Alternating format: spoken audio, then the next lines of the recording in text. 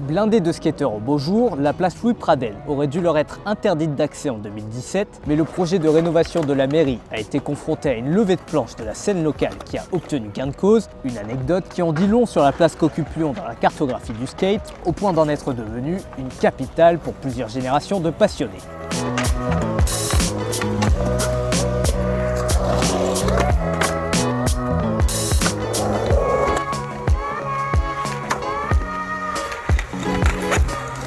D'une dizaine de parias dans les années 70, le skate lyonnais émerge dans les années 80 avant de connaître un véritable tournant dans les années 90. C'est à cette époque qu'apparaît un petit skateur hors norme. Alors à l'aube de 30 ans de carrière internationale, j'ai nommé JB Gillet.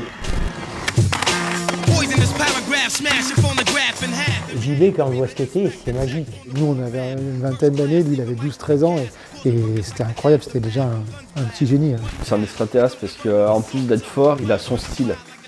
Même les ricains ou les autres skateurs dans le monde, ils ont halluciné. Ouais. Si Dimitri le connaît si bien, c'est parce qu'il a ouvert le tout premier musée français consacré au skate à Grigny. Lui aussi a grandi dans les années 90, alors en pleine révolution médiatique pour le skate, avec l'apparition de la VHS. C'est là où on découvrait toute l'actu en fait. On découvrait les nouveaux skateurs à la mode, les nouveaux gars qui étaient sponsorisés. Vraiment la première vidéo qui m'a marqué, c'était la Video Days. Parce qu'avant les vidéos Powell, elles étaient en 16 mm, c'était quand même des trucs, des grosses productions. Et là, c'était la première vidéo au caméscope. Du coup, ça paraissait beaucoup plus accessible. Avec ces vidéos, c'est aussi toute la culture skate qui s'affirme, de la SAP à la musique. Quand on regardait une vidéo, on savait dans 3 mois ou 6 mois, il y aurait cette planche qui allait arriver ou cette chaussure qui allait être bientôt disponible. Les rappeurs, ils étaient un peu pareils. Ils mettaient des dents en or, Enfin, c'était des trucs culturels, quoi, mais c'était pas encore... en France, ça faisait martien, quoi. J'allais en plus au collège avec mes gros baggies de skater, mes chaussures déchirées de partout. Des fois, j'avais mon skate aussi.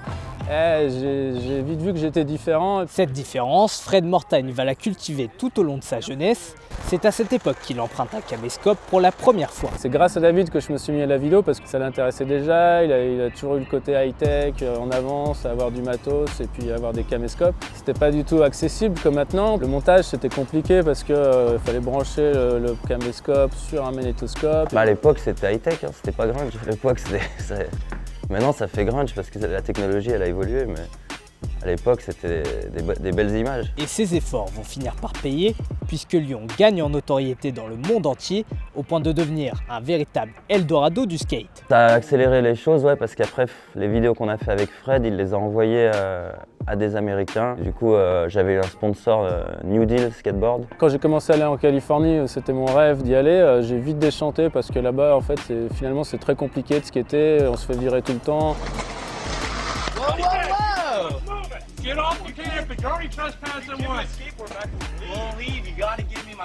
C'est beaucoup mieux en France, en Europe et à Lyon. Donc après, moi, ça m'intéressait de faire venir des skateurs ici. On voyait les Lyon, hôtel de ville dans les vidéos américaines. Donc c'est sûr que ça, nous on était fiers, on était contents. Des skate shops bien en place, une scène talentueuse et un vidéaste de renom, la scène lyonnaise est alors l'une des plus dynamiques en Europe et prend encore un peu plus d'envergure en 1997 avec l'apparition de la toute première marque européenne de skate, Cliché. On faisait que consommer du matériel d'importation des États-Unis et je me suis dit autant que ça serve aux skateurs européens. À l'époque c'était des bords US donc ça coûtait tout de suite plus cher. Les marques françaises comme Cliché, c'était un peu moins cher. Même les Américains ils avaient des planches Cliché, ils skataient avec du Cliché. La première vidéo que j'ai fait avec eux, la vidéo Bon Appétit, elle est sortie en 2003, il y a 19 ans et là on m'en parle tout le temps, toujours. Nous on vendait autre chose, peut-être plus de savoir-vivre, de complexité européenne. Une aventure qui a duré près de 20 ans avant de s'achever, mais qui a grandement permis d'installer le skate à Lyon, à tel point que le skatepark de Gerland voit le jour au début du 21e siècle, et ce, malgré les doutes persistants des élus. C'est vrai qu'ils n'ont pas pris le risque, ils ont fait un gymnase. À l'époque, ils se sont dit, c'est pas sûr que ça marche. Si jamais le skate se casse la gueule, comme ils le pensaient, on récupérera un gymnase. Pari perdu, tant le skatepark fait sac comble aujourd'hui.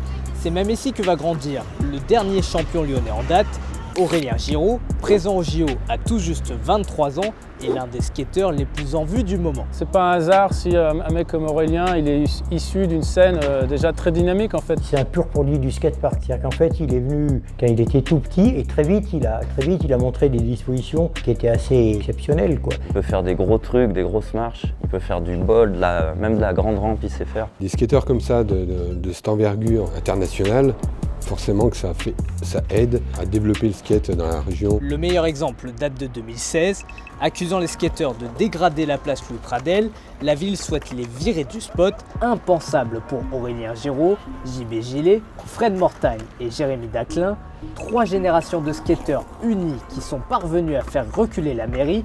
Tout un symbole. On a réussi à leur démontrer qu'on n'était pas une bande de jeunes délinquants. Les JO ont eu beaucoup de critiques, mais il y a beaucoup de positifs parce que ça a démocratisé le skate. C'était un peu aussi une des bases de notre négociation avec la métropole, c'est faites attention parce que comme ça arrive au JO, il va y avoir un boom du skate. Au départ, tout le monde jurait que le skate, c'était une mode, ça allait casser la gueule. Puis maintenant, il n'y a même plus question de poser la question, puisqu'en fait, les 3/4 des municipalités sont toutes aujourd'hui en train de créer ou d'entretenir des pistes de skate qui créent, ce qui à l'époque aurait été totalement inenvisageable. Quant à savoir si Lyon restera pour toujours une capitale du skate, rien n'est écrit. Tout le monde à ma génération, on savait que Lyon c'était la capitale du skate en Europe. Ça se trouve que maintenant les nouvelles générations et les futures générations, Lyon ce sera aux oubliettes. Lyon reste toujours une grosse capitale du skate, il y a des gros magasins de skate. Et on a aussi des skateurs dont Aurélien Giraud qui continuent à perdurer. Et cette tradition